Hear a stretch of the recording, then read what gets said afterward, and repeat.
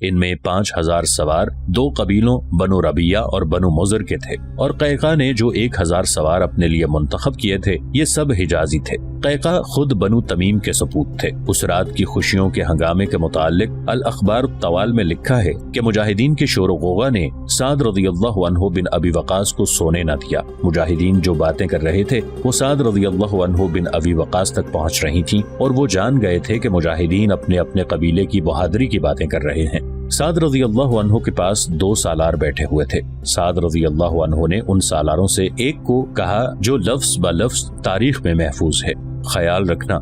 साद रज़ियल्लाहु अन्हु ने कहा, अगर ये लोग अपने अपने कबीले की तारीफें ही करते रहें तो करने दो, मुझे ना जगाना, आखिर ये दुश्मन पर गालिब रहे हैं। अगर खामोश हो जाएं तो अच्छा है, कुछ लोग खामोश ना हो तो भी कोई हरज नहीं, लेकिन तुम देखो कि इनका अंदाज बदल रहा है और अपनी तारीफों में ज्यादा बढ़ रहे हैं और दूसरों पर मुफाखरत का पहलू गालिब आता जा रहा है, तो मुझे जगा देना क्योंकि ये अंदाज खतरनाक है। साद रज़ियल्लाहु अन्हु बिन अबी वक़ास की इस हिदायत में इत्तेहाद और कौमियत का वो अजीम इस्लामी फलसफा था जिसने कबीलों में बटे हुए अरबों को एक कौम बना दिया था, और फिर ये सबक ज़हन नशीन कराया था कि किसी कबीले को और किसी फर्द को किसी भी कबीले पर और फर्द पर किसी भी लिहाज से फौकियत और बरतरी हासिल नहीं। साद रज़ियल्लाहु अन्हु ने खतरा महसूस किया था कि मुजाहिदीन अपने अपने कबीले की तारीफों में ऐसी मुबालगा आमेजी न करने लगे जिससे दूसरों की कमतरी का पहलू निकलता हो। तारीख शाहिद है कि मुसलमानों का जवाल उस वक्त शुरू हुआ जब एक कबीला या एक गिरोह ताकत और दौलत के बलबूते पर अपने आप को बरतर और दूसरों को कमतर समझकर उनका हुक्मरान बन बैठा था। मुजाहिदीन खुशगपियों में लगे हुए थे जब कैका बिन अम्र तमीमी उनमें से उठ गया। ये शख्स दिन भर की लड़ाई का थका हुआ था, लेकिन कुव्वत ईमानी और कुव्वत इरादी का ये आलम था कि वो तरोताजा लगता था।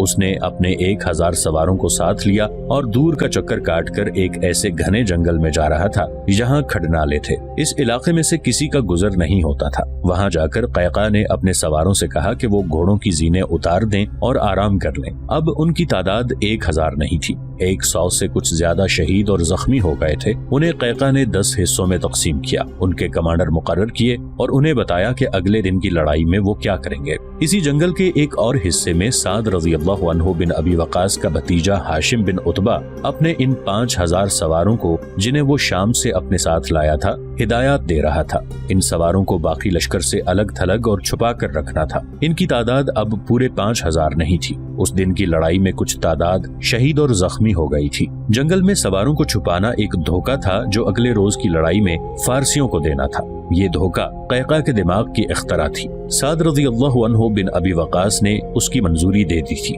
मुअर्रिखों ने मुसलमान औरतों को खुसूसी खराज तहसीन पेश किया है और उनका जिक्र खास तौर पर किया है। इधर कैंप में रात को मुजाहिदीन खुशियां मना रहे थे और कैका और हाशिम बिन उतबा अपने सवारों को साथ लेकर जंगल में चले गए थे। उधर औरतें मैदान जंग में मशलें उठाए जख्मी मुजाहिदीन को पानी पिला रही थीं, उन्हें उठा रही थीं और जो चल नहीं सकते थे उन्हें सहारा देकर पीछे ला रही थीं। उनकी मरहम पट्टी का भी इंतजाम किया गया था। औरतों के जज्बे और जज्बात के इस किस्म के मुजाहिरे देखने में आए कि जवां साल औरत जो किसी मुजाहिद की बीवी है एक जवां साल मुजाहिद को जख्मी हालत में पड़ा देखती है तो उसे ये ख्याल आता है कि उसका अपना खामिद कहीं जख्मी पड़ा होगा या हो सकता है वो बेवा ही हो चुकी हो। वो उस मुजाहिद को जो उसके सामने पड़ा करा रहा है पानी पिलाने बैठ जाती है, फिर उसे अपने बाजुओं में लेकर उसको अपने जिस्म से सहार कर उसे पीछे लाती है। ना उस औरत को एहसास है कि ये एक मर्द है और जवान जिस्म है, ना मर्द को ख्याल है कि ये एक जवान औरत है। जज्बात दोनों के मुश्तरक हैं और जज्बात दोनों के एक नुक्ते पर मरकूज हैं और ये नुक्ता है अल्लाह। दोनों अल्लाह की राह में महवे जिहाद हैं। कारज़ारे हक़ व बातिल में मर्द मुजाहिद का खून बहता है तो मुजाहिदा उसके जख्म पर हाथ रखकर खून दबा लेती है कि मुजाहिद अगला मार्का लड़ने के लिए जिंदा रहे। यही वो राज था कि 40,000 सवा लाख पर क्यों कर गालिब आ रहे थे। कोई माँ एक हाथ में पानी की छागल और दूसरे हाथ में मशल लिए अपने 2 बेटों की तलाश में जाती है तो उसके कानों से कराहती हुई नहीफ सी आवाज टकराती है, माँ के कदम रुक जाते हैं। वहाँ तो लाशों पर लाशें पड़ी हैं। किसी मरे हुए घोड़े के नीचे सवार दबा पड़ा है, जमे हुए खून से पांव फिसलते हैं। माँ को फिर आवाज सुनाई देती है। माँ मशल की रोशनी में उसे देख लेती है लेकिन ये उसका बेटा नहीं। फिर भी माँ दौड़ कर जाती है और उसे पानी पिलाती है और अपने बेटों को नजरअंदाज करके उसे उठाती है और मरहम पट्टी वहम पहुंचा देती है। वहाँ कोई माँ थी तो वो सबकी माँ थी, कोई बहन थी तो वो सबकी बहन थी। زخمیوں کو اٹھانے اور واپس لے جانے کا کام عورتیں ہی کیا کرتی تھیں، اور جنگ قادسیہ کے دوران عورتوں کا یہی کام کرنا کوئی نئی بات نہیں تھی۔ لیکن مورخوں نے اس جنگ کے دوسرے دن کے بعد زخمیوں کو اٹھانے اور پیچھے لانے کا خصوصی طور پر ذکر کیا ہے۔ عورتوں نے نہ صرف یہ کہ زخمیوں کو اٹھایا اور ان کی دیکھ بھال کی، ان کا حوصلہ بڑھانے کے لیے بڑی پر اثر باتیں کی اور دلجوئی بھی کی۔ ایک یورپی وقائے نگار سائر گیلی نے عرب کے 3 مورخوں کے حوالے سے لکھا ہے کہ عورتیں جب رات کو مشعلیں اور پانی کی چھاگلیں اٹھائے زخمیوں کو ڈھونڈتی، اٹھاتی، پانی پلاتی اور پیچھے لاتی پھر رہی تھیں، اس وقت وہ ایک جنگی ترانہ گا رہی تھیں جس کی گونج میں روح کو سکون دینے والا تاثر تھا۔ بہن موجود ہو تو بھائی زخموں کی پرواہ نہیں کیا کرتے، کسی کی بیوی کسی کے زخمی خامند کو پانی پلاتے کہہ رہی تھی، اللہ نے تمہارا خون قبول کر لیا ہے، تم نے تو ہاتھیوں کو بھگا دیا ہے، اٹھو اور دشمن کی لاشوں کے ڈھیر دیکھو، یہ لو پانی پیو، آؤ پیچھے چلیں، ہم تمہارے اس احسان کا بدلہ کس طرح چکائیں گی، تم تو ہماری آبرو پر لہو لہان ہو گئے ہو۔ اور ایسے بے شمار الفاظ تھے جو عورتیں پھولوں کی طرح زخمیوں پر نچھاور کر رہی تھیں۔ ادھر فارسیوں کے کیمپ میں رستم اپنے جرنیلوں اور ان سے چھوٹے کمانڈروں پر برس رہا تھا۔ وہ پہلے روز ہی مسلمانوں کا خاتمہ کر کے عرب کی سرحد میں داخل ہونے کا عہد کر کے آیا تھا، مگر مسلمانوں نے اس کے لشکر کو 2 دنوں میں پورا 1 لاکھ بھی نہیں رہنے دیا تھا۔ وہ غصے سے پاگل ہوا جا رہا تھا۔ وہ معلوم نہیں کیا کر گزرتا کہ اسے اطلاع دی گئی کہ مدائن سے فوج آ رہی ہے۔ رستم فوراً دوڑتا ہوا خیمے سے نکلا اور دیکھا مدائن سے یزدگرد نے کمک بھیجی تھی۔ یزدگرد کو میدان جنگ کی خبریں پہنچ رہی تھی۔ مدائن وہاں سے گھڑ سوار کے لیے بمشکل 1 دن کی مسافت تھی۔ جو کمک آئی تھی اس میں یزدگرد کا ذاتی دستہ تھا جس میں منتخب سوار تھے، ایک سے بڑھ کر ایک تیغزن اور برچی باز تھا۔ اس دستے کی تعداد 2000 سے کچھ زیادہ تھی اور یہ پورے کا پورا زرہ پوش تھا۔ اس زرہ پوش دستے کے سالار نے رستم کو یزدگرد کا پیغام دیا، اے رستم، تمہیں بڑی مشکل سے جنگ پر آمادہ کیا تھا، تمہیں اتنا بڑا لشکر دیا تھا جو فارس نے پہلے کبھی نہیں دیکھا تھا، تم نے عہد کیا تھا کہ تم عرب کو تباہ و برباد کر دو گے، لیکن مجھے اطلاعیں مل رہی ہیں کہ تمہارا اپنا لشکر تباہ و برباد ہو رہا ہے۔ میرے پاس یہی ایک دستہ ہے، اسے بھی بھیج رہا ہوں۔ کیا ہو گیا ہے تمہیں؟ سارے فارس کی نظریں تم پر لگی ہوئی ہیں، عبادت گاہوں میں تمہاری فتح کی دعائیں ہو رہی ہیں۔ یہ سوچ لو کہ قادسیہ سے تمہارے اتنے بڑے لشکر کے قدم اکھڑ گئے تو آگے مدائن ہے، ہم انہیں مدائن کی دیوار سے باہر ہی رکھیں گے۔ مدائن گیا تو سب کچھ گیا۔ کیا تم بتا سکتے ہو کہ مسلمانوں میں وہ کون سی طاقت ہے جو تمہارے پاس نہیں؟ یزدگرد کو معلوم نہیں تھا، نہ رستم کو احساس تھا کہ مغیرہ رضی اللہ عنہ بن شعبہ آخری ایلچی تھے جو رستم کے بلاوے پر گئے تھے۔ رستم اس کوشش میں تھا کہ مسلمان کسی لالچ میں آ کر واپس چلے جائیں اور لڑائی تک نوبت نہ آئے، لیکن مسلمانوں کی طرف سے اسے یہی جواب ملتا تھا کہ اسلام قبول کرو یا جزیہ دو، اگر نہیں تو فیصلہ تلوار کرے گی۔ آخر مغیرہ رضی اللہ عنہ نے جا کر رستم کو ایسا مشتعل کر دیا تھا کہ وہ لڑنے پر آ گیا تھا۔ اس وقت اس نے کہا تھا کہ میں کل سارے عرب کو تباہ و برباد کر دوں گا اگر اللہ نے چاہا تو۔ مغیرہ رضی اللہ عنہ نے کہا تھا اگر اللہ نے نہ چاہا تو بھی، رستم نے کہا تھا۔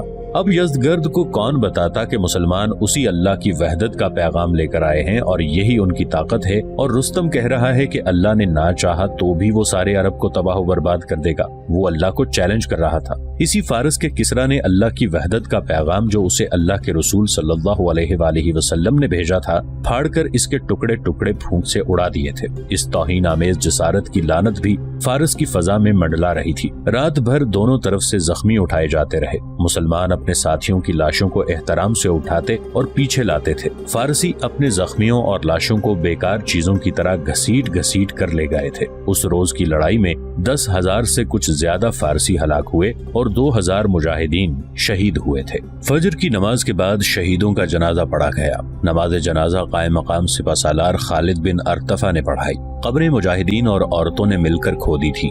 شہیدوں کو دفن کیا جا رہا تھا جب مدینہ سے ایک قافلہ آ گیا۔ یہ قافلہ امیر المؤمنین حضرت عمر رضی اللہ عنہ کا پیغام لایا تھا۔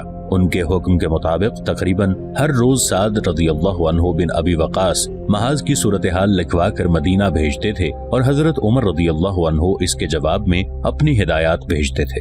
ہدایات کا بر وقت پہنچنا ممکن نہیں تھا کیونکہ مدینہ سے قادسیہ کا فاصلہ 750 میل سے کچھ زیادہ تھا۔ اب حضرت عمر رضی اللہ عنہ کا پیغام آیا تو اس کے ساتھ 4 نہایت اعلیٰ نسل کے گھوڑے اور 4 بیش قیمت تلواریں تھیں۔ امیر المؤمنین نے پیغام میں ہدایات کے بعد لکھا تھا کہ یہ 4 گھوڑے اور 4 تلواریں ان مجاہدین کو انعام کے طور پر دی جائیں جو قادسیہ کی جنگ میں غیر معمولی شجاعت کا مظاہرہ کریں۔ مدینہ تک ابھی یہ پیغام نہیں پہنچا تھا کہ قادسیہ کی جنگ شروع ہو چکی ہے، یہ پیغام ابھی راستے میں ہی تھا۔ حضرت عمر رضی اللہ عنہ کو یہ یقین تھا کہ جنگ ہوگی بلکہ شروع ہو چکی ہوگی، چنانچہ انہوں نے محسوس کیا کہ مجاہدین کی حوصلہ افزائی ہونی چاہیے۔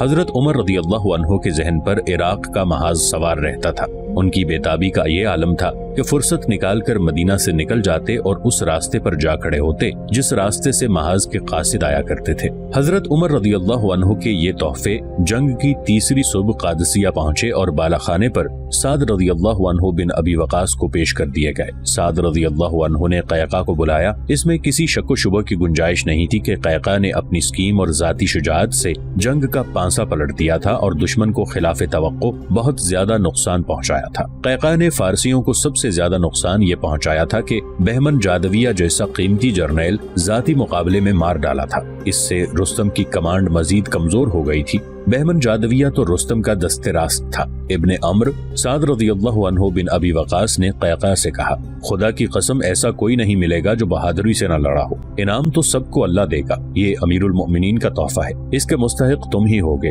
لے جاؤ یہ تلواریں اور یہ گھوڑے، مجھ سے زیادہ مستحق موجود ہیں امیر لشکر۔ قیقاع نے کہا، نہ میں ان سے گھوڑا رکھوں گا نہ تلوار، یہ میں ابھی ان کے حوالے کر دیتا ہوں جو اس کے مستحق ہیں۔ علامہ شبلی نعمانی نے کچھ مستند حوالے دے کر لکھا ہے کہ قیقاع نے 4 تلواریں جمال بن مالک، ربیل بن عمر، طلحہ بن خویلد اور عاصم بن عمر تمیمی کو دے دی اور گھوڑے قبیلہ یربو کے 4 بہت ہی بہادر مجاہدین کو دے دیے۔ ان چاروں کے نام کسی تاریخ میں نہیں ملتے۔ تیسرے دن کی ابتدا امیر المؤمنین کے تحفے سے ہوئی جو بڑا ہی اچھا اور متبرک شگون تھا۔ اس کے بعد ایک اور شگون اچھا سامنے آیا۔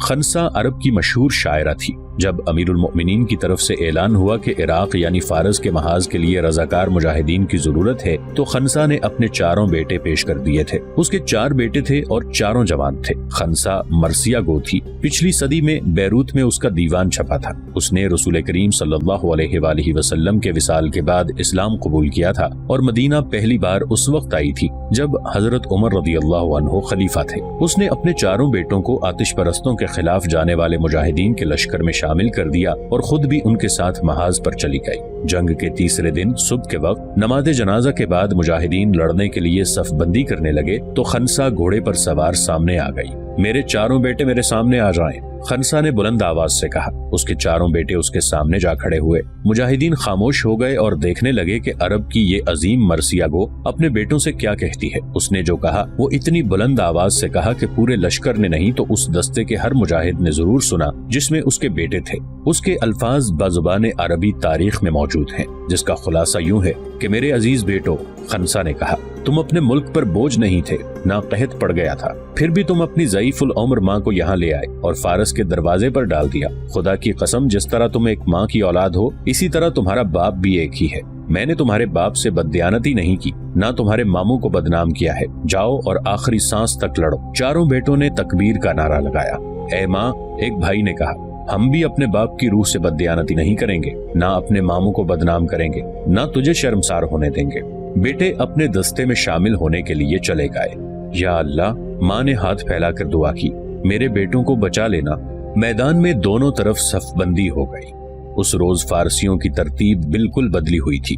وہاں ہر کوئی چاق و چوبند نظر آتا تھا۔ اس نے یزدگرد کا ذاتی دستہ اپنی کمان میں رکھ لیا تھا۔ فارسیوں کا انداز بتا رہا تھا کہ آج وہ مسلمانوں کو فیصلہ کن شکست دینے پر تلے ہوئے ہیں۔ پہلے دن کی لڑائی میں مجاہدین نے ہاتھیوں کو یوں بھگایا تھا کہ ان کے ہودوں کی رسیاں کاٹ کر ہودے گرا دیے اور ان کے سواروں کو ہلاک کر دیا تھا۔ مہاوتوں کو بھی مار ڈالا گیا تھا جس سے ہاتھی بے قابو ہو گئے تھے اور اپنی ہی فوج کی صفیں درہم برہم کرنے لگے تھے۔ مجاہدین نے چند ہاتھیوں کو زخمی بھی کر دیا تھا۔ ہاتھی زخمی نہ ہوتے تو بھی مہاوتوں کے بغیر وہ بیکار تھے۔ دوسرے دن بھی ہودوں کی مرمت کے لیے میدان میں ہاتھی نہ لائے گئے۔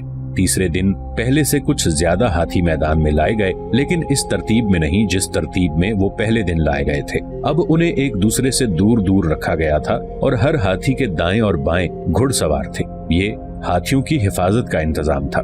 ہاتھیوں کا استعمال یہ نہیں ہوتا تھا کہ وہ دشمن کے سپاہیوں کو روندتے پھرتے، بلکہ ہاتھیوں کو آج کل کے ٹینکوں کی طرح استعمال کیا جاتا تھا۔ ان کے ہودوں میں 4-4 5-5 تیر انداز اور برچھی باز بیٹھے ہوتے تھے۔ हाथी मैदान जंग में भागते दौड़ते थे और उनके होदों के सवार दुश्मन पर तीर और बर्छियां बरसाते थे। गुज़श्ता रात साद रज़ियल्लाहु अन्हु बिन अबी वक़ास सालारों को अगले रोज की लड़ाई के मुताल्लिक हिदायत दे रहे थे। क़ैक़ा बिन अम्र और हाशिम बिन उतबा ने अपना एक अलग प्लान पेश किया था जो साद रज़ियल्लाहु अन्हु ने मंजूर कर लिया था। ये एक धोखा था जो दुश्मन को देना था। दस्तूर के मुताबिक जंग शुरू होने से पहले जाती मुकाबले होने थे। फारसियों की तरफ से एक कव्वी हैकल पहलवान आगे आया। वो सवार नहीं था, पैदल आ रहा था। उसके हाथ में खंजर था। तवक्को थी कि मुसलमानों की तरफ से भी कोई ऐसा ही पहलवान उसके मुकाबले के लिए निकलेगा, लेकिन इधर से एक दुबला पतला और लागर सा मुजाहिद आगे आ गया।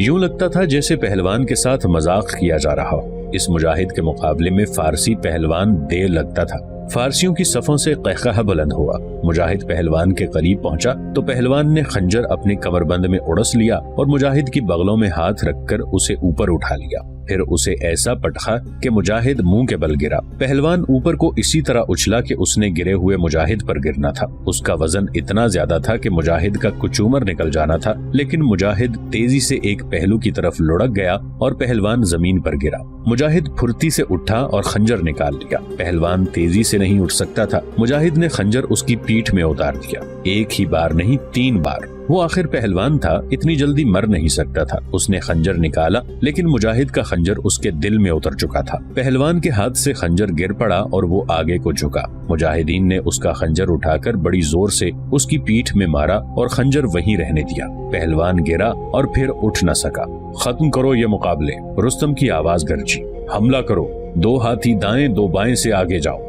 घुड़सवार हाथियों का घेरा टूटने न दें। फारसियों के प्यादा दस्ते आगे बढ़े। इधर से मुजाहिदीन आगे को चले। अभी दोनों तरफ के प्यादे एक दूसरे के करीब पहुंचे ही थे कि मुजाहिदीन ने दाएं पहलू की तरफ कुछ दूर पीछे से बहुत से घुड़सवार सरपट घोड़े दौड़ाते आए। मदद आ गई। मुजाहिदीन के लश्कर से नारे गरजने लगे। कुमक आ गई, अल्लाह अकबर, अल्लाह ने मदद भेज दी है। ये धोखा पहले से तयशुदा था। ये 100 सवार थे जो उन सवारों में से थे जिन्हें क़ैक़ा और हाशिम बिन उतबा ने जंगल में ले जाकर छुपा दिया था। तय ये था कि उधर से घोड़े आएंगे और लश्कर नारे लगाएगा कि कुमक आ गई है। मकसद ये था कि फारसी फौज पर नफसियाती असर डालकर इसका जोर तोड़ा जाए। मौरिख लिखते हैं कि फारसियों पर इस धोखे का असर तो हुआ, लेकिन उनके जर्नैलों ने अपनी फौज पर ये कहकर असर जाहिर कर दिया कि मुसलमान जितनी भी कुमक ले आएं, वो हमारी फौज जितनी फौज नहीं ला सकते। शहनशाह फारस अपना जाती हिफाजती दस्ता पहले ही कुमक के तौर पर हमें दे चुके हैं। इन 100 सवारों के साथ क़ैक़ा को होना चाहिए था, लेकिन उसकी बजाय कैस बिन हबेरा उनका सालार था। क़ैक़ा मैदान जंग से पीछे एक और काम में मसरूफ था। लश्कर के साथ ऊंट भी होते थे जिन्हें बारबरदारी के लिए इस्तेमाल किया जाता था। क़ैक़ा ने 50 से कुछ ज्यादा ऊंट मंगवा लिए। बाज़ मौरिखीन ने ऊंटों की तादाद 100 लिखी है। क़ैक़ा ने औरतों को बुला लिया। उसने पुराने कपड़े और खेमे इकट्ठे कर लिए और औरतों से सिलाई शुरू करा दी। उसने ऊंटों पर डालने के लिए बुर्का नुमा गिलाफ से तैयार किए। इन ढीले ढाले और बड़े बड़े गिलाफों को तारीख नवीसों ने झोल लिखा है। ये बड़ी तेजी से तैयार किए गए। हर ऊंट पर एक एक गिलाफ चढ़ाकर उसके अंदर एक एक सवार बिठा दिया गया। ऊंटों के गर्दने और सब कुछ गिलाफों में ढका हुआ था। शुतर सवारों के देखने के लिए गिलाफों में आंखों के आगे सुराख किए गए थे। ज़हानत और दानिशमंदी जो अरबों में थी वो किसी और कौम में कम ही पाई जाती थी। ये काम क़ैक़ा के दिमाग की इख्तरा थी। ये किसी अरबी के ही दिमाग में आ सकती थी। इस धोखे ने मैदान जंग में मुजाहिदीन का काम आसान कर दिया। उधर से जो 100 घुड़सवार मुजाहिदीन सरपट घोड़े दौड़ाते आ रहे थे, उन्होंने उन प्यादा दस्तों पर हमला कर दिया जो रुस्तम ने आगे बढ़ाए थे, लेकिन सवार रुके नहीं। वो प्यादा फारसियों को काटते और उन्हें दरहम बरहम करते आगे निकल गए। उन्होंने रुककर नहीं लड़ना था। हाथियों को आगे ले जाओ, रुस्तम की आवाज गरजी। घुड़सवार हाथियों को अपने घेरे में रखें। इतने तीर और बर्शियां बरसाओ कि एक भी अरबी जिंदा न रहे।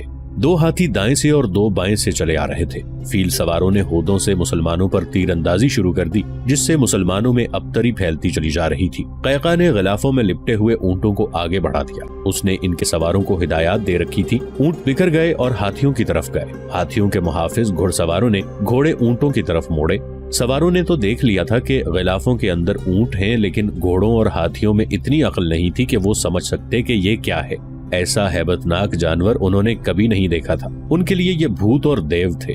घोड़े बिदक बिदक कर पीछे हटने और इधर उधर होने लगे। हाथियों के गिर्द उन्होंने जो हिसार बांध रखा था वो टूट गया। शुतर सवार ऊंटों को हाथियों के सामने लाए तो हाथी भी चिंगाड़ते हुए पीछे को भागे। घोड़े सवारों के और हाथी महावतों के काबू से निकल गए। रुस्तम उस रोज खासा आगे आकर हुक्म दे रहा था। उसने मुसलमानों का ये तमाशा देखा तो उसने बड़े गुस्से से हुक्म दिया कि सवार दस्ते को आगे बढ़ाया जाए। सवार दस्ते तैयार थे। हुक्म मिलते ही घोड़े सरपट दौड़े। इधर मुजाहिदीन का सवार दस्ता आगे बढ़ा। कैका ने ऊंटों को आगे कर दिया। फारसियों के घोड़े डर डर कर इधर उधर होने लगे। मत डरो, रुस्तम चिल्ला रहा था, ये ऊंट हैं, इन पर गिलाफ चढ़े हुए हैं।